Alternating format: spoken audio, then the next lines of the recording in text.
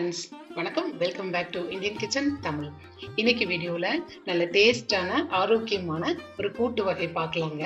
அதான் சுரைக்காய் கடலைப்பருப்பு கூட்டுங்க. பொதுவாக நம்ம வீட்டில் சுரைக்காய் பண்ணுறப்ப யாருமே அவ்வளவா விரும்பி சாப்பிட மாட்டாங்க. ஆனால் சுரைக்காயில் நிறைய மருத்துவ குணங்கள் இருக்குதுங்க. சுரைக்காயில் கிட்டத்தட்ட 96% நீர்ச்சத்து தான் இருக்கு. இதனால நம்ம உடம்பு நல்லா குளிர்ச்சியாக வச்சுக்கணுங்க. இந்த காய் நம்ம உணவில் அடிக்கடி சேர்த்துக்கிறதுனால நமக்கு ஏற்படக்கூடிய சிறுநீரக கோளாறுகள், உடல் சூடு இது எல்லாமே நல்லா குறையுங்க. அதுவும் போக இதுல vitamin B, vitamin C, iron, phosphorus இதெல்லாம் நிறைய இருக்குங்க. அஜீரண கோளாறு இருக்கிறவங்க சுரைக்காயை தினமும் சாப்பிட்டுட்டு வர்றாங்கன்னா அது நல்லா சரியாகுங்க. அது எல்லாத்துக்கும் மேல டயாபெட்டிக்ஸ் இருக்கிறவங்க ரெகுலரா சுரைக்காயை உணவுல சேர்த்துக்கிட்டாங்க அப்படின்னா ரத்தத்துல சர்க்கரையினுடைய அளவு கணிசமா குறையுங்க. இது ஒரு மருத்துவ குறிப்புல இருக்குதுங்க. அதனால ஏதாவது ஒரு வடிவுல நம்ம கண்டிப்பா சுரைக்காயை உணவுல அடிக்கடி சேர்த்துக்கிடணும். குழந்தைங்களுக்கும் பழக்கிடணும். அதை இன்னைக்கு நான் குழந்தைங்களுக்கும் ரொம்ப பிடிக்கிற மாதிரி கடலைப்பருப்பு சேர்த்து ஒரு அருமையான ரொம்ப டேஸ்டான ஒரு கூட்டு உங்க கூட ஷேர் பண்ணியிருக்கீங்க. அங்க சுரைக்காய் கடலைப்பருப்பு கூட்டு எப்படி செய்யலாம்னு பார்க்கலாம். இன்னைக்கு நான் கூட்டு பண்றதுக்கு நாட்டு சுரைக்காய் எடுத்திருக்கேங்க. இது நம்ம தோட்டத்திலேயே விளைஞ்ச காய்ங்க. இது இப்போ நல்லா கழுவி சுத்தம் பண்ணிட்டு தோல் சீவிக்கோங்க. உங்களுக்கு எந்த அளவுக்கு காய் வேணுமோ அந்த அளவுக்கு நீங்க கட் பண்ணி எடுத்துக்கோங்க. மீதி இருக்கிறத கூட நீங்க ஃப்ரிட்ஜ்ல வச்சுக்கலாம். இந்த மாதிரி தோல் எல்லாம் சீவிட்டு சின்ன சின்னதா வெட்டி ஒரு குக்கர்ல சேர்த்துக்கோங்க.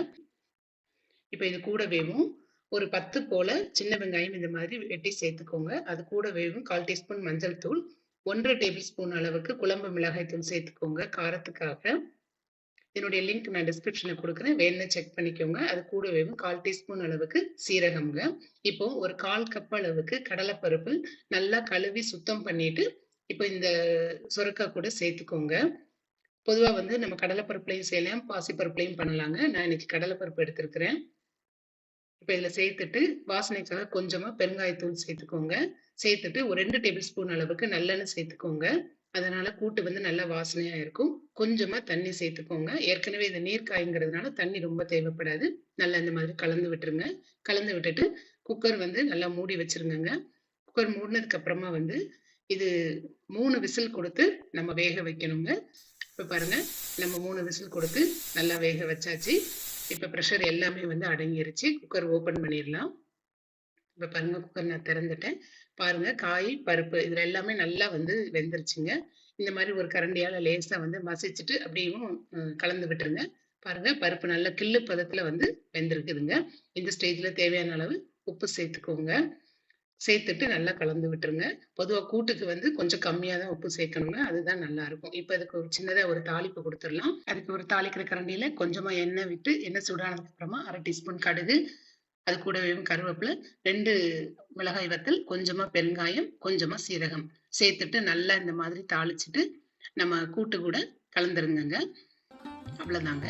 நம்ம இப்ப சூப்பரா ரெடி பண்ணிட்டோம். கடலைப்பருப்பு சுரைக்காய் கூட்டு ரொம்ப ரொம்ப டேஸ்டா இருக்குங்க. இது சூடான சாதம் கூட பிசைஞ்சு சாப்பிடுறதுக்கு ரொம்ப அருமையா இருக்கும். சப்பாத்தி கூடயும் சாப்பிடலாங்க. கண்டிப்பா இந்த ரெசிபியை நீங்க ட்ரை பண்ணுங்க. இந்த வீடியோ உங்களுக்கு பிடிச்சிருந்துச்சுன்னா மறக்காம இந்தியன் கிச்சன் தமிழ் சேனலுக்கு சப்ஸ்கிரைப் பண்ணுங்க. தினம்தோறும் திருமண விருந்து உங்கள் இந்தியன் கிச்சன் தமிழில். தேங்க்யூ.